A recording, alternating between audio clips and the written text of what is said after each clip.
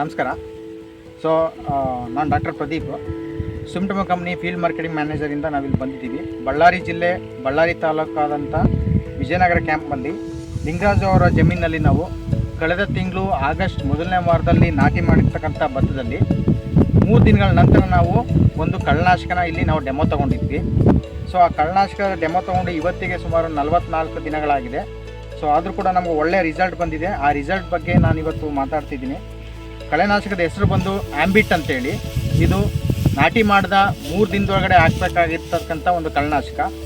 ನಾವು 3 ದಿನದೊಳಗಡೆ ನಾಟಿ ಮಾಡಿ 3 ದಿನದೊಳಗಡೆ ಕಳೆನಾಶಕ ಉಪಯೋಗ ಮಾಡಿದ್ಮೇಲೆ ಸುಮಾರು ನಮಗೆ 50 ದಿನಗಳ ತನಕ ನಮಗೆ ಕಳೆನ ನಿಯಂತ್ರಣದಲ್ಲಿ ಇಡುತ್ತೆ. ಸೊ ನೀವು ನೋಡ್ಬೋದು, ಇಲ್ಲಿ ಯಾವುದೇ ಕಳೆ ಅಗಲವಾದ ಜಾತಿ ಆಗಿರ್ಬೋದು ಅಥವಾ ಹುಲ್ಲು ಕಸ ಇರ್ಬೋದು, ಯಾವುದೇ ಕಳೆ ನಮಗೆ ಕಂಡಿಲ್ಲ. ಇವತ್ತಿಗೆ 44 ದಿನ ಆಗಿದೆ.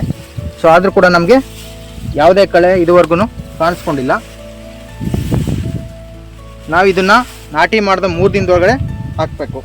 ಹಾಕೋದ್ರಿಂದ ಏನಾಗುತ್ತೆ, ನಮಗೆ ಎಲ್ಲ ಜಾತಿಯ ಕಳೆಗಳನ್ನ ನಾವು ನಿರ್ವಹಣೆ ಮಾಡೋದಕ್ಕೆ ಸಹಕಾರಿಯಾಗುತ್ತೆ.